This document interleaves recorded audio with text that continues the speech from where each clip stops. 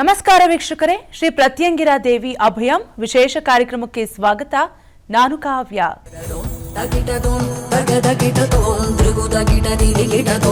ವೀಕ್ಷಕರೇ, ಇವತ್ತಿನ ಕಾರ್ಯಕ್ರಮದಲ್ಲಿ ಡಿಸೆಂಬರ್ 29ನೇ ತಾರೀಕಿನಂದು ಶಿವಮೊಗ್ಗದಲ್ಲಿ ಅಯ್ಯಪ್ಪ ಸ್ವಾಮಿ ಪಡಿಪೂಜೆ ನಡೀತಾ ಇದೆ. ಈ ಅಯ್ಯಪ್ಪ ಸ್ವಾಮಿ ಪಡಿಪೂಜೆ ಅಂದ್ರೆ ಏನು, ಈ ಅಯ್ಯಪ್ಪ ಸ್ವಾಮಿ ಪಡಿಪೂಜೆಯ ವಿಶೇಷತೆ ಏನು, ಜೊತೆಗೆ ಈ ಕಾರ್ಯಕ್ರಮದಲ್ಲಿ ಯಾರೆಲ್ಲ ಭಾಗ್ಯ ಆಗ್ತಿದ್ದಾರೆ, ಇದೆಲ್ಲದರ ಬಗ್ಗೆ ಮಾಹಿತಿಯನ್ನ ತಿಳಿಸಿಕೊಡಲು ನಮ್ಮ ಜೊತೆಗಿದ್ದಾರೆ ಶ್ರೀ ಪ್ರತ್ಯಂಗಿರಾ ದೇವಿ ಮಹಾಸಂಸ್ಥಾನದ ಸಂಸ್ಥಾಪಕರು, ಶ್ರೀ ಚಕ್ರ ಉಪಾಸಕರು ಹಾಗೂ ಧರ್ಮದರ್ಶಿಗಳು ಆಗಿರುವಂತಹ ಡಾಕ್ಟರ್ ಶ್ರೀ ಸುಪ್ರೀತ್ ಗುರೂಜಿ ಅವರು. ಬನ್ನಿ ಅವರನ್ನ ಕಾರ್ಯಕ್ರಮಕ್ಕೆ ಸ್ವಾಗತಿಸೋಣ. ಗುರುಗಳೇ ನಮಸ್ತೆ, ಕಾರ್ಯಕ್ರಮಕ್ಕೆ ಸ್ವಾಗತ. ನಮಸ್ತೆ.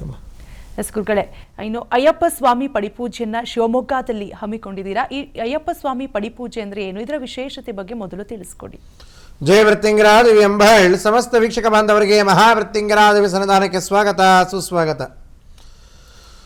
ಮತ್ತು ಪ್ರತಿ ವರ್ಷಗಳೂ ಕೂಡ ಒಂದೊಂದು ಮಕರಮಂಡಲ ಕಾಲದಲ್ಲಿ ಶಬರಿಮಲೆ ಸನ್ನಿಧಾನ ಓಪನ್ ಆದಾಗ, ಅಂದರೆ ಸನ್ನಿಧಾನದ ಬಾಗಿಲು ತೆಗೆದಾಗ ಪ್ರತಿನಿತ್ಯ ಒಂದೊಂದು ರೀತಿಯ ವಿಶೇಷವಾಗಿರುವಂತಹ ಕಾರ್ಯಕ್ರಮಗಳನ್ನು, ಪೂಜೆಗಳನ್ನು, ಒಬ್ಬೊಬ್ಬ ಮಹಾನ್ ಗಣ್ಯರನ್ನು, ಸಂತರನ್ನು, ಮಹಾನ್ ವ್ಯಕ್ತಿಗಳನ್ನು ಕರೆಸಿ ಕಾರ್ಯಕ್ರಮಗಳನ್ನು ಮಾಡ್ಕೊಂತ ಬಂದಿದ್ದೀವಿ. ಅದು ನಮ್ಮ ಪ್ರತ್ಯಂಗಿರಾ ದೇವಿ ಸನ್ನಿಧಾನದ ವತಿಯಿಂದ ಆಗುತ್ತೆ.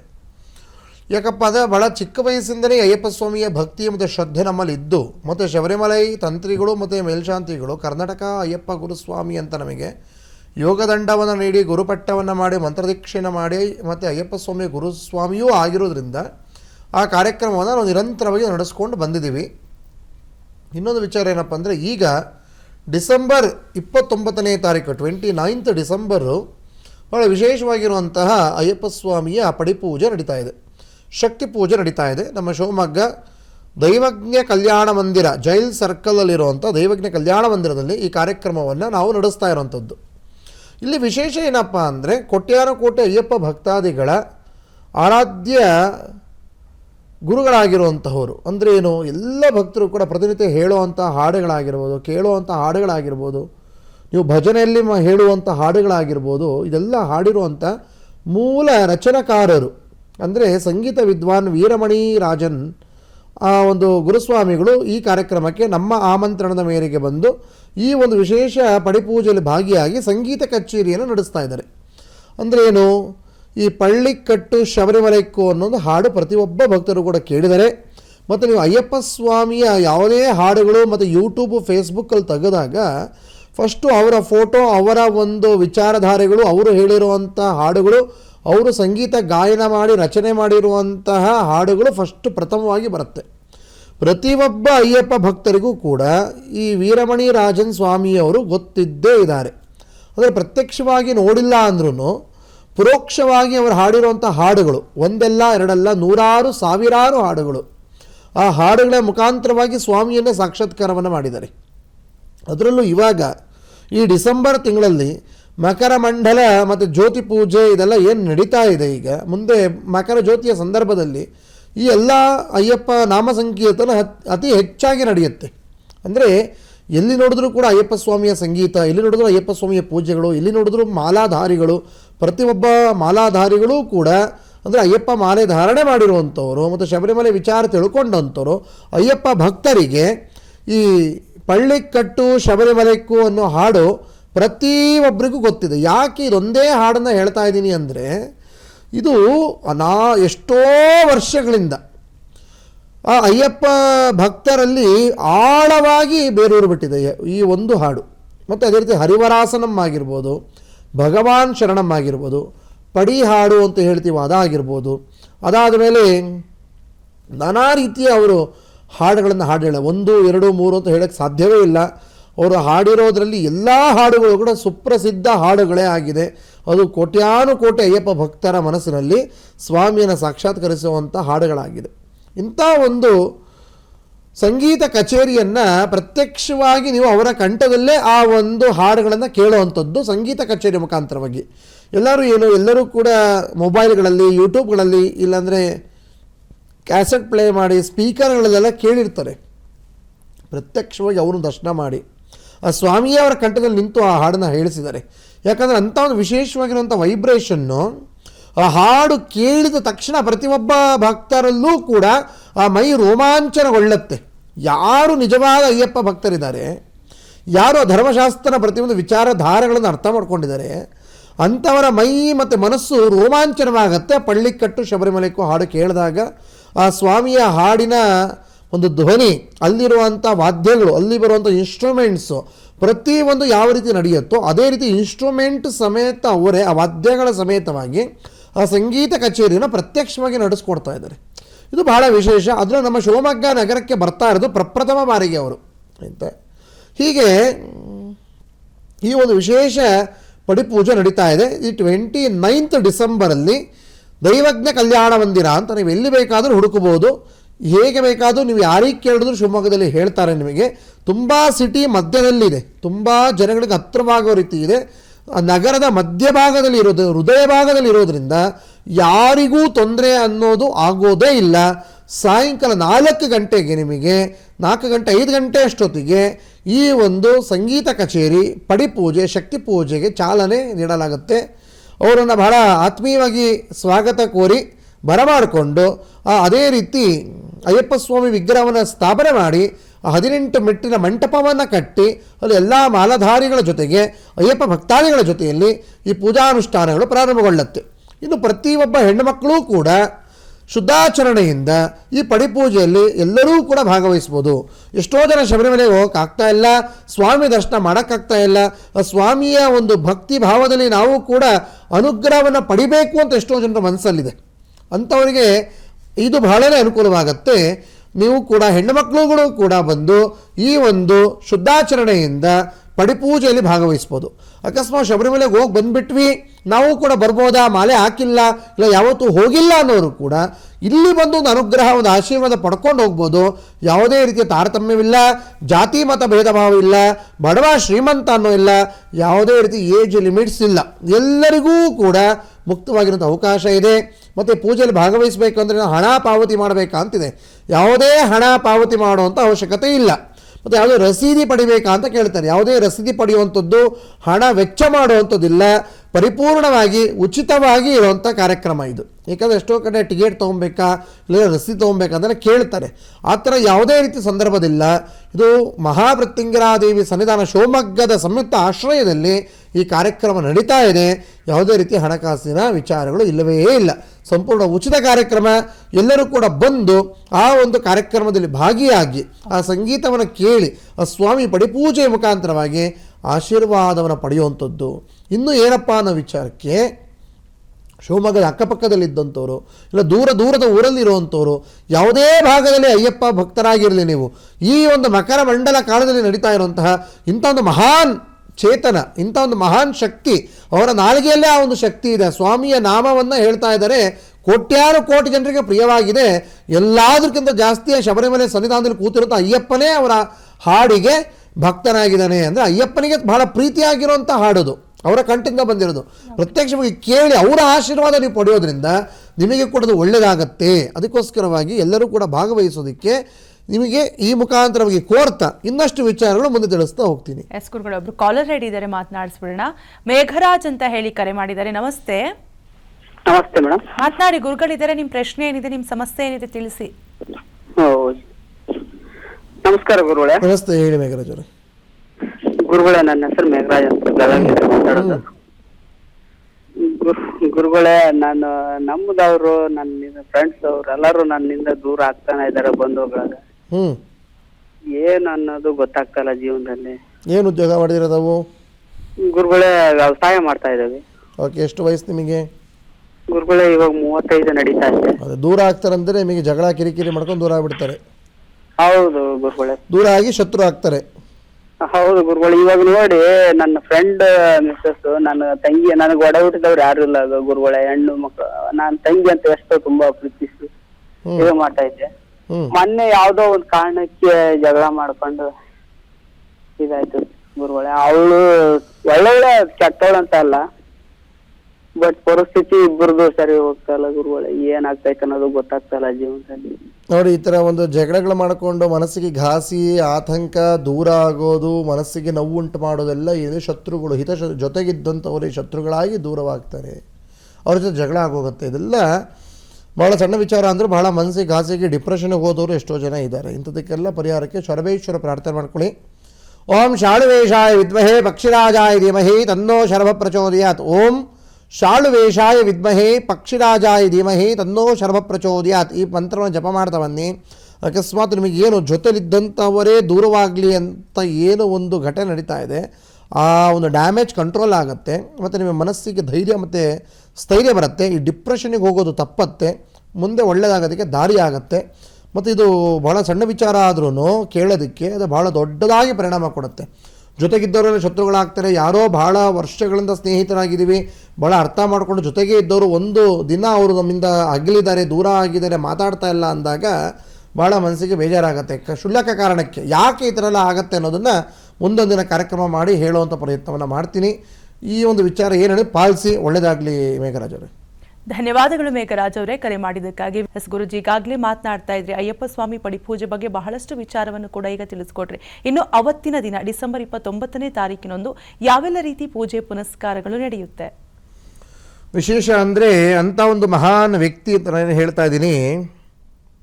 ಅಯ್ಯಪ್ಪ ಸ್ವಾಮಿಯ ವಿಚಾರ ಅಂತ ನೀವು ಬಂದಾಗ ನೋಡಿ, ಬೇರೆ ಎಲ್ಲ ದೇವತೆಗಳ ಆರಾಧನೆ ಪೂಜೆ ಪುನಸ್ಕಾರ ಅಂತ ಬಂದಾಗ ಹೋಮ ಮಾಡಬೇಕು ಅಂತಾರೆ, ಪೂಜೆ ಮಾಡಬೇಕು ಅಂತಾರೆ, ಮಂತ್ರ ಹೇಳಬೇಕು ಅಂತಾರೆ, ಭಕ್ತಿ ಮಾಡಬೇಕು ಅಂತಾರೆ, ಏನೇನೋ ಶಾಸ್ತ್ರ ಸಂಪ್ರದಾಯ 108 ಥರದ್ದೆಲ್ಲ ಇದೆ. ಆದರೆ ಅಯ್ಯಪ್ಪ ಸ್ವಾಮಿ ವಿಚಾರಕ್ಕೆ ಬಂದರೆ ಒಂದೇ ಪದ, ಸ್ವಾಮಿ ಶರಣಂ ಸ್ವಾಮಿ ಶರಣಂ ಸ್ವಾಮಿ ಶರಣಂ, ಇಷ್ಟೇ. ಇಡೀ ಶಬರಿಮಲೆ ತತ್ವ ಸಿದ್ಧಾಂತದಲ್ಲಿ ನಿಂತಿರೋ ಏನು ವಿಚಾರ, ಸ್ವಾಮಿ ಶರಣಂ. ಇದರ್ಥ ಏನು? ಸ್ವಾಮಿಗೆ ನಾವು ಶರಣಾಗತಿ. ನಮ್ಮಲ್ಲಿರುವಂಥ ಅಹಂಕಾರವನ್ನು, ನಾನತ್ವವನ್ನು, ಮೋಸ ವಂಚನೆ ದಗ ಕ್ರೂರ ಬುದ್ಧಿಗಳನ್ನು ತೆಗೆದು ನಾವು ಅದರಿಂದ ತ್ಯಾಗ ಮಾಡಿ ನಾನು ಅನ್ನೋ ಅಹಂಕಾರವನ್ನು ಬಿಟ್ಟು ತತ್ವಮಸಿ ಅನ್ನೋ ತತ್ವದ ಅರ್ಥವಾಗಿ ನಾವು ಸ್ವಾಮಿಯ ಪಾದಕ್ಕೆ ಶರಣಾಗುವುದೇ ಸ್ವಾಮಿ ಶರಣಂ. ಅಷ್ಟು ಬಿಟ್ಟರೆ ಅಲ್ಲಿ ಬೇರೆ ಯಾವ ರೀತಿಯ ಮಂತ್ರಗಳು, ಬೇರೆ ಯಾವ ರೀತಿಯ ಹೋಮಗಳು, ಇಲ್ಲ ಬೇರೆ ಯಾವುದೇ ರೀತಿಯ ದೊಡ್ಡ ದೊಡ್ಡ ಪೂಜೆಗಳು ಯಾವುದು ಕೂಡ ಇಲ್ಲ. ಅಲ್ಲಿ ಮಾಡೋದೊಂದೇ, ಆ ಕರ್ಪೂರ ಜ್ಯೋತಿಯನ್ನು ಬೆಳಗ್ತಾರಷ್ಟೇ. ಯಾಕೆ? ಆ ಕರ್ಪೂರ ಜ್ಯೋತಿಗೆ ಯಾವುದೇ ಜಾತಿ ಮತ ಪಂಥ ಭೇದ ಭಾವಗಳಿಲ್ಲ, ಯಾವುದೇ ಆಕಾರ ವಿಕಾರಗಳಿಲ್ಲ, ಯಾವುದೇ ಸ್ವರೂಪವಿಲ್ಲ. ನಿತ್ಯ ಮಂಗಳವಾಗಿ ಪ್ರಜ್ವಲಿಸುತ್ತೆ. ನಿತ್ಯ ಮಂಗಳವಾಗಿ ಪ್ರಜ್ವಲಿಸುವ ಆ ಒಂದು ಕಾಂತಿ ಶಕ್ತಿಯಲ್ಲಿ ಅಯ್ಯಪ್ಪ ಸ್ವಾಮಿಯ ಮುಖಬಿಂಬ. ಅಂದ್ರೇನು?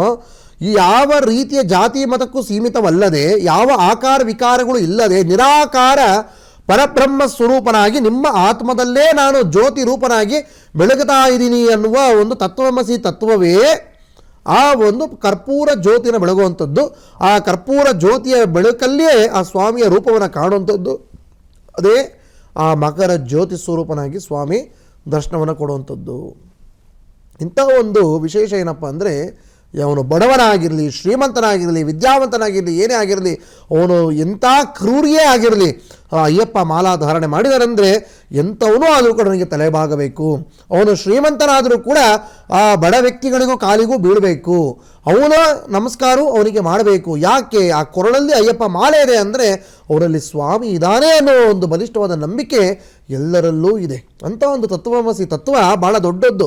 ಈ ಕಾರ್ಯಕ್ರಮದಲ್ಲಿ ಹೇಳು ಮುಗಿಸೋಕ್ಕೆ ಸಾಧ್ಯವಾಗಿರುವಂಥ ಮಹಾನ್ ಜ್ಞಾನ ಸೇವೆ ಸಾಧನೆ ಆಗಬೇಕು. ಯಾಕಂದರೆ ಅಯ್ಯಪ್ಪ ಸ್ವಾಮಿಗಳು ಊಟ ಮಾಡು, ಅವರೇ ಅಡುಗೆ ಮಾಡ್ಕೊಬೇಕು, ಸೇವೆ ಮಾಡಬೇಕು, ದೇವಸ್ಥಾನ ಕ್ಲೀನ್ ಮಾಡಬೇಕು. ನಾನು ದೊಡ್ಡ ಮನುಷ್ಯ, ನಾನು ಸಣ್ಣ ಮನುಷ್ಯ, ನಾನು ತುಂಬ ಶ್ರೀಮಂತ ಅನ್ನೋ ಒಂದು ಮಾತೇ ಇಲ್ಲ. ಮತ್ತು ನೋಡಿ, ಎಲ್ಲ ದೇವಾಲಯಗಳಲ್ಲಿ VIP ಎಂಟ್ರಿ ಇದೆ. ಆದರೆ ಶಬರಿಮಲೆ ಸನ್ನಿಧಾನದಲ್ಲಿ ಮಾತ್ರ ಯಾವ ಕಾಲಕ್ಕೂ VIP ಎಂಟ್ರಿ ಇಲ್ಲ ಇವತ್ತಿಗೂ. ಯಾಕೆ? ಸ್ವಾಮಿಯ ಮುಂದೆ ಸರ್ವರೂ ಸಮಾನರು. ಅದೇ ತತ್ವಮಸಿ ತತ್ವ. ಅಲ್ಲಿ ಯಾವ ಕಾಲಕ್ಕೂ VIP ಎಂಟ್ರಿ ಇಲ್ಲವೇ ಇಲ್ಲ. ಎಷ್ಟು ಲಕ್ಷ ದುಡ್ಡು ಕೊಡ್ತೀವಂದ್ರೂ ಕೂಡ ಅಲ್ಲಿ VIP ಎಂಟ್ರಿ ಇಲ್ಲ. ಎಲ್ಲರೂ ಸರ್ವೇ ಸಾಮಾನ್ಯವಾಗಿ ಮಾಲೆಯನ್ನು ಧಾರಣೆ ಮಾಡಬೇಕು, ಕಪ್ಪು ವಸ್ತ್ರ ಧಾರಣೆ ಮಾಡಬೇಕು, ಇರುಮುಡಿ ಕಟ್ಟನ್ನು ಹೊತ್ತಬೇಕು. 18 ಮೆಟ್ಟಲನ್ನು ಹತ್ತಿ ಸ್ವಾಮಿಯ ದರ್ಶನ ಮಾಡಿದಾಗ ಮಾತ್ರ ನಿಮ್ಮ ಜನ್ಮ ಧನ್ಯ ಅಂತ. ಎಲ್ಲ ದಿವಸ ನೋಡಿ VIP ಎಂಟ್ರಿ ಇದೆ. ಇಲ್ಲ. ಯಾಕೆ ನಮಗೆ ಎಲ್ಲರಲ್ಲೂ ಸ್ವಾಮಿಯೇ ಇದ್ದಾನೆ. ಒಬ್ಬ ಮುಂದೆ ಹೋಗ್ಬೋದು, ಒಬ್ಬರು ಹಿಂದೆ ಹೋಗ್ಬೋದು, ಅರ್ಧ ಗಂಟೆ 1 ಗಂಟೆ ದರ್ಶನ ಲೇಟ್ ಆಗ್ಬೋದು. ಆದರೆ ಎಲ್ಲರಲ್ಲೂ ಕೂಡ ಆ ಒಂದು ತಾಳ್ಮೆ ಬರಬೇಕು. ಆ ಮನುಷ್ಯ ಜೀವನದಲ್ಲಿ ಎಲ್ಲ ಕೆಟ್ಟ ಚಟಗಳನ್ನು ಬಿಟ್ಟು, ಎಲ್ಲ ದುರ್ಬುದ್ಧಿಗಳನ್ನು ಬಿಟ್ಟು ಆ ಸ್ವಾಮಿಗೆ ಶರಣಾಗತರಾಗಿ ಹೋಗುವಂಥ ಒಂದೇ ಒಂದು ದೇವಸ್ಥಾನ. ಬರೀ ಯಾವ ದೇವಸ್ಥಾನದಲ್ಲೂ ಈ ಥರದ್ದೆಲ್ಲ ಇಲ್ಲ. ಗುರುಸ್ವಾಮಿಯ ಸೇವೆ ಮಾಡಬೇಕು, ಗುರುವಿನ ಅನುಗ್ರಹ ಪಡಿಬೇಕು, ಗುರುವಿನ ತತ್ವ ತಿಳ್ಕೊಬೇಕು. ಯಾಕಂದರೆ ಬೇರೆ ಎಲ್ಲ ದೇವಸ್ಥಾನಕ್ಕೆ ಹೆಂಡತಿ ಮಕ್ಕಳ ಜೊತೆಗೆ ಹೋಗ್ತಾನೆ, ಫ್ರೆಂಡ್ಸ್ ಜೊತೆಗೆ ಹೋಗ್ತಾನೆ, ಸಂಬಂಧಿಕರ ಜೊತೆ ಹೋಗ್ತಾರೆ. ಆದರೆ ಇಲ್ಲಿ ಆ ಥರ ಇಲ್ಲ. ಗುರುವಿನ ತತ್ವವನ್ನು ಅರಿತು, ಗುರುವಿನ ಅನುಗ್ರಹದೊಂದಿಗೆ, ಗುರುವಿನ ಜೊತೆಗೆ ಆ ಒಂದು ದೀಕ್ಷಾಬದ್ಧರಾಗಿ ಬ್ರಹ್ಮಚಾರಿ ವ್ರತವನ್ನು ಮಾಡಿ ಸ್ವಾಮಿ ದರ್ಶನ ಮಾಡಬೇಕು. ಇದೆಲ್ಲ ಬಹಳ ವಿಶೇಷ. ಬೇರೆ ಯಾವ ದೇವಸ್ಥಾನದಲ್ಲಿ ಈ ಥರದ್ದೆಲ್ಲ ಇಲ್ಲ. ಹೀಗಿರಬೇಕಾದ್ರೆ ಈಗ ಒಂದು ಕಳೆದ 2-3 ವಾರದ ಹಿಂದೆ ಕೂಡ ಬರ್ತಾ ಇದೆ, ಲಕ್ಷಗಟ್ಟಲೆ ಜನ ಸೇರಿಬಿಟ್ಟಿದ್ದಾರೆ. ಸ್ವಾಮಿಯ ಒಂದು ದರ್ಶನ ಆಗೋದು ಕೂಡ ಕಷ್ಟ ಇದೆ. 2 ದಿನ ಕೂಡ ಕ್ಯೂ ಆಗಿ ನಿಂತ್ಕೊಂಡ್ರು, ಅನ್ನ ಆಹಾರಗಳಿಲ್ಲದೆ ನಿಂತ್ಕೊಂಡ್ರು ಕೂಡ ಸ್ವಾಮಿ ದರ್ಶನ ಆಗದೆ ವಾಪಸ್ ಮನೆಗೆ ಬರ್ತಾ ಇದ್ದಾರೆ ಅಂತ ಎಲ್ಲ ಮಾಧ್ಯಮದವರು ಕೂಡ ದೊಡ್ಡ ಸುದ್ದಿ ಮಾಡಿತು. ಅದರಲ್ಲಿ ವಿಚಾರ ಏನಪ್ಪ ಅಂದರೆ, ನಮ್ಮ ಭಕ್ತಾದಿಗಳು ಸಂತೋಷ ಪಡೋದು ಮತ್ತು ನನ್ನ ಯಾವುದು ಜನ್ಮದ ಪುಣ್ಯನೋ, ಶಬರಿಮಲೆಯಲ್ಲಿ ಒಂದು ವಿಶೇಷವಾಗಿರೋ ಒಂದು ಚಮತ್ಕಾರ ಅಂತಿರೋ, ಸತ್ಯ ಸ್ವಾಮಿಯ ಒಂದು ಪವಾಡ ಅಂತಿರೋ, ಇಲ್ಲ ಸ್ವಾಮಿಯ ಮಹಿಮೆ ಅಂತಿರೋ ಗೊತ್ತಿಲ್ಲ. ಪ್ರತಿ ವರ್ಷವೂ ಕೂಡ ಈ ಮಕರ ಮಂಡಲ ಮುಗಿದ ನಂತರ ಸನ್ನಿಧಾನದ ಬಾಗಿಲು ಮುಚ್ಚಲಾಗತ್ತೆ. ಆ ಸನ್ನಿಧಾನದ ಬಾಗಿಲು ಮುಚ್ಚಿದಾಗ ಸ್ವಾಮಿ ಯೋಗ ನಿದ್ರೆಯಲ್ಲಿ ಯೋಗ ಪಟ್ಟಾಭಿಷೇಕನಾಗಿ ಧ್ಯಾನವನ್ನು ತಪಸ್ಸನ್ನು ಮಾಡ್ತಾ ಇದ್ದಾರೆ ಅನ್ನೋದು ಕೋಟ್ಯಾನು ಕೋಟಿ ಭಕ್ತರ ಬಲಿಷ್ಠವಾದ ನಂಬಿಕೆ.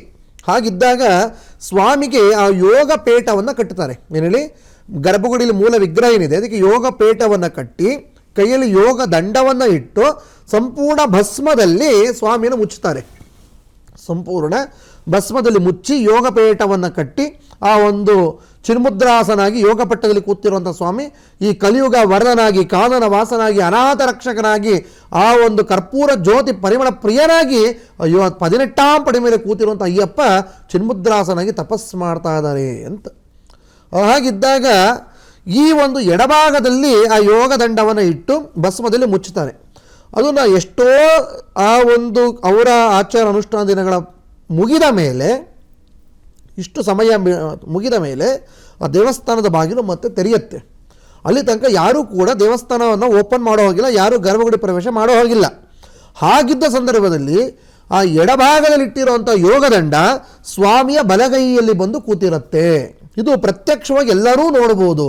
ಯಾರು ದೇವಸ್ಥಾನ ಸನ್ನಿಧಾನ ಬಾಗಿಲು ಹಾಕಬೇಕಾದ್ರೆ ನಾವು ನಿಂತಿರ್ತಾರೋ, ದೇವಸ್ಥಾನದ ಆಚಾರ ಅನುಷ್ಠಾನಕ್ಕೆ ಸಂಬಂಧಪಟ್ಟಂಥವರು ಎಲ್ಲರಿಗೂ ಇದು ಗೊತ್ತಿದೆ. ಇದು ಮೂಲ ರಹಸ್ಯ. ಇದು ಆ ಎಡಭಾಗದಲ್ಲಿಟ್ಟಿರುವಂಥ ಯೋಗದಂಡ ಆ ಸ್ವಾಮಿಯ ಶಕ್ತಿಯಿಂದ ಆ ವಿಗ್ರಹದ ಬಲಭಾಗಕ್ಕೆ ಬಂದು ಸ್ವಾಮಿಯ ಬಲಗೈಯಲ್ಲಿ ಬಂದು ಕೂತಿರುತ್ತೆ. ಇದು ಎಷ್ಟು ವಿಶೇಷ ಯೋಚನೆ ಮಾಡಬೇಕು.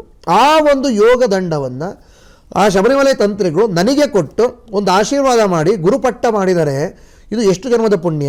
ಎಷ್ಟೋ ಲಕ್ಷಾಂತರ ಜನ ಒಂದು ಸಣ್ಣ ದರ್ಶನ ಸಿಕ್ಕಿದ್ರೆ ಸಾಕು, ಎಷ್ಟೊಂದು ಸಣ್ಣ ಒಂದು ಸ್ವಾಮಿಯ ಒಂದು ದರ್ಶನ ಸಿಕ್ಕಿದ್ರೆ ಸಾಕು ಅಂದರೂ ಕೂಡ ಸಿಗ್ತಾ ಇಲ್ಲ.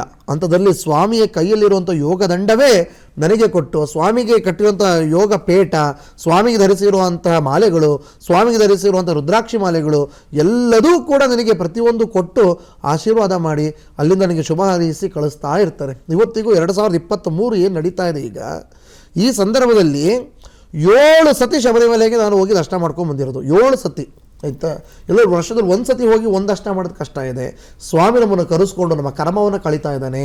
ನೀವು ಇಷ್ಟು ದಪ್ಪ ಇದ್ದೀರಾ, ಬೆಟ್ಟ ಹತ್ತಿದ್ದೀರಾ ಅಂತ ಕೇಳ್ತಾರೆ. ಎಷ್ಟೇ ದಪ್ಪ ಇರಲಿ ಸಣ್ಣ ಇರಲಿ ಅದೆಲ್ಲ ಪ್ರಶ್ನೆ. ಇವತ್ತಿಗೂ ಕಾಲ್ನಡಿಗೆಯಲ್ಲೇ ಎಲ್ಲ ರೀತಿಯ ನನ್ನ VIP ಆಗಿರ್ಬೋದು, ಇಲ್ಲ ಬೇರೆದಾಗಿರ್ಬೋದು ಎಲ್ಲ ತೆಗೆದು ಸೈಡಿಗಿಟ್ಟು ನಾನೂ ಸರ್ವೇ ಸಾಮಾನ್ಯ ಭಕ್ತನಾಗಿ ಅಲ್ಲಿ ಹೋಗಿ ಸ್ವಾಮಿ ದರ್ಶನವನ್ನು ಮಾಡಿ ಬರೋದು. ಆದರೆ ಅವರಿಗೆ ತಂತ್ರವರಿಗೆ ನನ್ನ ಮೇಲೆ ವಿಶೇಷವಾಗಿರುವಂತಹ ಪ್ರೀತಿ, ವಿಶ್ವಾಸ, ಗೌರವ. ಪ್ರತಿನಿತ್ಯ ಫೋನಲ್ಲೂ ಕೂಡ ಮಾತಾಡ್ತಾ ಇರ್ತಾರೆ. ನಮ್ಮ ದೇವಸ್ಥಾನಕ್ಕೂ ವರ್ಷದಲ್ಲಿ 2-3 ಬಾರಿ ಬರ್ತಾರೆ, ಇಲ್ಲೂ ಬಂದು ಉಳ್ಕೊಂಡು ಇಲ್ಲಿ ಸ್ವಾಮಿಯ ದರ್ಶನವನ್ನು ಮಾಡಿ ಇಲ್ಲಿ ಅಮ್ಮ ಮಹಾಪ್ರತ್ಯಂಗಾರ ದೇವಿಯ ಪೂಜೆಯಲ್ಲೂ ಕೂಡ ಭಾಗವಹಿಸ್ತಾರೆ. ಅವರು ಕೂಡ ಅಷ್ಟು ದೊಡ್ಡ ಗಣ್ಯ ವ್ಯಕ್ತಿ ಆದರೂ ಕೂಡ ಅಂಥ ಒಂದು ವಿಶ್ವ ಪ್ರಸಿದ್ಧಿ ಹೊಂದಿರುವಂಥ ದೇವಾಲಯದ ಜವಾಬ್ದಾರಿ ಹೊತ್ತಂಥ ಮನುಷ್ಯ, ಸರ್ವೇ ಸಾಮಾನ್ಯ ಗುಣವನ್ನು ಹೊಂದಿರುವಂಥ ದೊಡ್ಡ ಮಹಾನ್ ವ್ಯಕ್ತಿತ್ವದವರು ಇಲ್ಲಿ ಬಂದು ಇಲ್ಲಿ ಉಳ್ಕೊಂಡು ಶಿವಮೊಗ್ಗದಲ್ಲಿ ತಾಯಿ ದರ್ಶನ ಮಾಡಿ, ಮತ್ತು ಯಾರಿಗೂ ಹೇಳಬೇಡಿ ನಾನು ಬಂದಿರೋದು ಅಂತ ಹೇಳಿ ಎಲ್ಲ ತಾಯಿಗೆ 2 ದಿನ 3 ದಿನ ಆದರೂ ಅವರೇ ಪೂಜೆ ಮಾಡಿ ಹೋಮದಲ್ಲಿ ಭಾಗವಹಿಸಿ ಹೋಗ್ತಾರೆ. ಇದೆಲ್ಲ ಕೆಲವೊಂದು ಇರುವಂಥ ದೈವ ರಹಸ್ಯ. ಇದೆಲ್ಲ ಎಲ್ಲರಿಗೂ ಸಿಗುವಂಥದ್ದಲ್ಲ, ಎಲ್ಲರಿಗೂ ಅದು ಪ್ರಾಪ್ತಿ ಆಗುವಂಥದ್ದಲ್ಲ. ಆ ಯೋಗ ದಂಡದ ದರ್ಶನವೂ ಕೂಡ ನಿಮಗೆ ನಾಳೆ ದಿವಸ ಆಗುತ್ತೆ. ಮತ್ತು ಯಾವಾಗ ಶಬರಿಮಲೆ ಅಯ್ಯಪ್ಪ ಸ್ವಾಮಿ ಯೋಗದಂಡ ಮತ್ತು ಅಯ್ಯಪ್ಪ ಸ್ವಾಮಿ ವಿಗ್ರಹ, ನಿಮಗೆ ನಿನ್ನೆ ಕೂಡ ಹೇಳಿದೆ, ಶಬರಿಮಲೆಯಿಂದಲೇ ಸ್ವಾಮಿಗಳು ಬಂದು ಅಯ್ಯಪ್ಪ ಸ್ವಾಮಿ ವಿಗ್ರಹವನ್ನು ಪ್ರತಿಷ್ಠಾಪನೆ ಮಾಡಿ ಪ್ರಾಣ ಪ್ರತಿಷ್ಠಾಪನೆ ಪಡಿಪೂಜನೆ ಮಾಡಿದ ನಂತರ ಪ್ರತಿದಿನ ಒಂದು ಗರುಡ ಪಕ್ಷಿ ಒಂದು ದೇವಸ್ಥಾನ ದರ್ಶನ ಕೊಡೋದು ಸತ್ಯ. ಅಂದರೆ ಶಿವಮೊಗ್ಗ ನಮ್ಮ ಪ್ರತ್ಯಂಗರ ದೇವಿ ದೇವಾಲಯದಲ್ಲಿ ಆ ಅಯ್ಯಪ್ಪ ಸ್ವಾಮಿ ಎಲ್ಲಿ ಸ್ಥಾಪನೆ ಆಗಿದ್ದಾರೋ ಆ ಒಂದು ಗೋಪುರದ ಮೇಲೆ ಪ್ರತಿನಿತ್ಯ ಒಂದು ಗರುಡ ಪಕ್ಷಿ ಪ್ರದಕ್ಷಿಣೆ ಹಾಕ್ತಾನೆ ಇರುತ್ತೆ. ಇದು ಪ್ರತ್ಯಕ್ಷವಾಗಿ ನಮ್ಮ 100 ಜನ ಭಕ್ತಾದಿಗಳು ನೋಡಿದ್ದಾರೆ, 1000 ಜನ ಭಕ್ತಾದಿಗಳು ನೋಡಿದ್ದಾರೆ. ಮತ್ತು ಇನ್ನೇನು ಇನ್ನೊಂದು ಫ್ಲೋರ್ ಮೇಲೆ ಹತ್ತಿದ್ರೆ ಕೈಗೆ ಸಿಗುತ್ತೇನೋ ಆ ಗರುಡ ಅನ್ನೋಷ್ಟು ಕೆಳಭಾಗದಲ್ಲಿ ಒಂದು ಅಷ್ಟು ವಿಶೇಷವಾಗಿ ಒಂದು ಗರುಡ ಪಕ್ಷಿ ದರ್ಶನ ಕೊಡುತ್ತೆ. ಆ ಅಯ್ಯಪ್ಪ ಸ್ವಾಮಿ ಇರುವಂಥ ಜಾಗದಲ್ಲಿ ಶಿವಮೊಗ್ಗ ಪ್ರತ್ಯಂಗರ ಸನ್ನಿಧಾನದಲ್ಲಿ ಆ ಒಂದು ಗರುಡ ಪಕ್ಷಿ ಪ್ರದಕ್ಷಿಣೆ ಮಾಡ್ತಾ ಇರುತ್ತೆ. ಇದೆಲ್ಲ ಒಂದೊಂದಾಗಿರುವಂಥ ವಿಚಾರಗಳು ಭಾಳ ಮಹತ್ವಕರವಾಗಿದೆ. ಹಾಗೆ ಈ ಥರ ಎಲ್ಲ ಗುರುದೀಕ್ಷೆಗಳು, ಅಂಥ ಗುರುಪಟ್ಟ, ಅಂಥ ಒಂದು ಸ್ವಾಮಿಯ ದರ್ಶನ ಇದೆಲ್ಲ ನಿಮಗೆ ಸಿಕ್ಕಿರೋದು. ಮತ್ತು ಏನಪ್ಪ ಅಂದರೆ ಇಡೀ ಕರ್ನಾಟಕ ರಾಜ್ಯದಲ್ಲಿ ನನಗೆ ಏಕೈಕ ವ್ಯಕ್ತಿ ಇದೆಲ್ಲ ಸಿಕ್ಕಿರೋದ್ರಲ್ಲಿ ಅದು ಹೆಮ್ಮೆಯಿಂದ ಹೇಳ್ಕೊಳ್ಳೋದಕ್ಕೆ ಇಷ್ಟಪಡ್ತೀನಿ. ಏಕೈಕ ವ್ಯಕ್ತಿಗೆ ಇದೆಲ್ಲದು ಕೂಡ ನನಗೆ ಸಿಕ್ಕಿರೋದು ಯಾವುದೋ ಜನ್ಮದ ಪುಣ್ಯ. ಈ ಒಂದು 26 ವಯಸ್ಸಲ್ಲಿ 40 ವರ್ಷ 50 ವರ್ಷ ಶಬರಿಮಲೆಗೆ ಹೋಗಿ ಬಂದಂಥ ದೊಡ್ಡ ದೊಡ್ಡ ಗುರುಸ್ವಾಮಿಗಳಿದ್ದಾರೆ. ಆದರೆ ಅವ್ರಿಗೆ ಯಾರಿಗೂ ಕೂಡ ಇದು ಪ್ರಾಪ್ತಿಯಾಗಿದ್ದು ಬಹಳ ವಿರಳ. ಇದು ನಮಗೆ ಸಿಕ್ಕಿರೋದು ಉಳಿಸ್ಕೊಂಡು ಹೋಗುವಂಥ ಪ್ರಯತ್ನ ಪ್ರಾಮಾಣಿಕವಾಗಿ ನಾನು ಮಾಡ್ತಾ ಇದ್ದೀನಿ. ಈ ಅನುಗ್ರಹ ನಾನು ಒಬ್ಬನಿಗೆ ಸಿಗಬೇಕು ಅನ್ನೋ ಸ್ವಾರ್ಥ ಸಾಧನೆ ಇಲ್ಲದೆ ಇಂಥ ಪಡಿಪೂಜೆಯನ್ನು ನಾವು ನಡೆಸ್ಕೊಡ್ತಾ ಇರೋದು. ಯಾವುದೇ ಒಂದು MLA MP ಗ್ರ್ಯಾಂಟ್ಸ್ಗಳು, ದೇಣಿಗೆ, ಡೊನೇಷನ್ಸ್ ತೊಗೊಂಡು ಯಾವುದೂ ಕೂಡ ಮಾಡಲ್ಲ. ಇದು ನಮ್ಮ ಪ್ರತ್ಯಂಗರಾದೇವಿ ಸನ್ನಿಧಾನದಿಂದ ಎಲ್ಲರಿಗೂ ಆಶೀರ್ವಾದ ಆಗಬೇಕು, ಎಲ್ಲರಿಗೂ ಒಳ್ಳೆಯದಾಗಬೇಕು, ಅಯ್ಯಪ್ಪ ಸ್ವಾಮಿಯ ಒಂದು ವಿಚಾರಧಾರೆಗಳು ತಿಳಿಬೇಕು, ಆ ಮಾಲಾಧಾರಿಗಳಿಗೆ ಬೇಕಾಗಿರೋಂಥ ವ್ಯವಸ್ಥೆಗಳಾಗಬೇಕು ಅಂತ ಮಹಾನ್ ಚೇತನರು ಬರೀ ನಮ್ಮ ಮನೆಗೆ ಮಾತ್ರ ಬಂದು ಹೋಗಿದ್ದಾರೆ. ಎಷ್ಟೋ ಸತಿ ಬರೀ ನಮ್ಮ ಮನೆಗೆ ಮಾತ್ರ ಸೀಮಿತ ಆಗಬಾರ್ದು. ಅವರ ಪಾದದ ಧೂಳು ಎಲ್ಲರ ಅನುಗ್ರಹವಾಗಬೇಕು, ಎಲ್ಲರಿಗೂ ಪಾದ ಮುಟ್ಟಿ ನಮಸ್ಕಾರ ಮಾಡುವಂಥ ಯೋಗ ಬರಬೇಕು. ಯಾಕಂದರೆ ನಾವು ಹೋಗಿ ಆ ಶಬರಿಮಲೆ ಸನ್ನಿಧಾನದಲ್ಲಿ ಕೂತಿರುವಂಥ ಅಯ್ಯಪ್ಪನಿಗೆ ಮುಟ್ಟಕ್ಕಾಗಲ್ಲ. ಅವರನ್ನು ಮುಟ್ಟಿ ಪೂಜೆ ಮಾಡುವಂಥವ್ರ ಪಾದ ಮುಟ್ಟಿ ನಾವು ನಮಸ್ಕಾರ ಮಾಡಿದ್ರೆ ನಮ್ಮ ಕರ್ಮ ಕಳೆಯುತ್ತೆ, ಎಲ್ಲರಿಗೂ ದೊರಕಬೇಕು ಅಂತ ಹೇಳಿ ಈ ಒಂದು 29ನೇ ತಾರೀಕು 29th ಡಿಸೆಂಬರು ದೈವಜ್ಞ ಕಲ್ಯಾಣ ಮಂದಿರ ಶಿವಮೊಗ್ಗದಲ್ಲಿ ಈ ಒಂದು ಶಕ್ತಿ ಪೂಜೆ ಪಡಿಪೂಜೆಯನ್ನು ಆಯೋಜಿಸಿದ್ವಿ. ಎಲ್ಲ ಸ್ವಾಮಿ ಅಯ್ಯಪ್ಪನ ಧರ್ಮಶಾಸ್ತ್ರ ಭಕ್ತಾದಿಗಳು ಆಗಮಿಸಿ ಕಾರ್ಯಕ್ರಮನ ಯಶಸ್ವಿಗೊಳಿಸೋಣ. ಎಸ್ ಗುರುಜಿ, ಇವತ್ತಿನ ಕಾರ್ಯಕ್ರಮದಲ್ಲಿ ಅಯ್ಯಪ್ಪ ಸ್ವಾಮಿ ಪಡಿಪೂಜೆ ಬಗ್ಗೆ ಬಹಳಷ್ಟು ವಿಚಾರವನ್ನು ತಿಳಿಸ್ಕೊಟ್ರಿ. ಯಾವೆಲ್ಲ ರೀತಿ ಪೂಜೆ ಪುನಸ್ಕಾರ ನಡೆಯುತ್ತೆ, ಏನೆಲ್ಲ ವಿಶೇಷ ಕಾರ್ಯಕ್ರಮಗಳು ನಡೆಯುತ್ತೆ, ಜೊತೆಗೆ ಮುಖ್ಯವಾಗಿ ಅಯ್ಯಪ್ಪ ಮಾಲಾಧಾರಿಗಳು ಕೂಡ ಈ ಕಾರ್ಯಕ್ರಮದಲ್ಲಿ ಭಾಗವಹಿಸಬಹುದು ಅನ್ನೋದನ್ನು ತಿಳಿಸ್ಕೊಟ್ರಿ. ಧನ್ಯವಾದಗಳು. ನೋಡಿದಲ್ಲ ವೀಕ್ಷಕರೇ, ಇನ್ನು ಡಿಸೆಂಬರ್ 29ನೇ ತಾರೀಕು ಗುರೂಜಿಯವರ ನೇತೃತ್ವದಲ್ಲಿ ನಡೆಯುತ್ತಿರುವಂತಹ ಅಯ್ಯಪ್ಪ ಸ್ವಾಮಿ ಪಡಿಪೂಜೆ ಕಾರ್ಯಕ್ರಮದಲ್ಲಿ ಪ್ರತಿಯೊಬ್ಬರು ಕೂಡ ಭಾಗವಹಿಸಬಹುದು. ಶಿವಮೊಗ್ಗದಲ್ಲಿ ಕಾರ್ಯಕ್ರಮ ನಡೀತಾ ಇದೆ. ಮುಖ್ಯವಾಗಿ ಅಯ್ಯಪ್ಪ ಸ್ವಾಮಿ ಮಾಲಾಧಾರಿಗಳು ಕೂಡ ಈ ಕಾರ್ಯಕ್ರಮದಲ್ಲಿ ಭಾಗವಹಿಸಿ ಪೂಜೆ ಪುನಸ್ಕಾರದಲ್ಲಿ ಪಾಲ್ಗೊಳ್ಳಬಹುದು. ಇನ್ನು ಪ್ರತಿ ಭಾನುವಾರ ನಿಮಗೆ ಯಾವುದೇ ರೀತಿ ಸಮಸ್ಯೆ ಇದ್ರೂ ಕೂಡ ಗುರೂಜಿಯವರನ್ನ ನೇರವಾಗಿ ಭೇಟಿ ಮಾಡಿ ನಿಮ್ಮ ಸಮಸ್ಯೆಗೆ ಪರಿಹಾರವನ್ನ ಕಂಡುಕೊಳ್ಳಬಹುದು. ಇದಾಗಿದೆಯ ಹೊತ್ತಿನ ವಿಶೇಷ ಕಾರ್ಯಕ್ರಮ. ಅನುಕ್ಷಣದ ಸುದ್ದಿಗಾಗಿ ನೋಡ್ತಾ ಇರಿ ವಿಸ್ತಾರ ನ್ಯೂಸ್. ಇದು ನಿಖರ ಜನಪರ.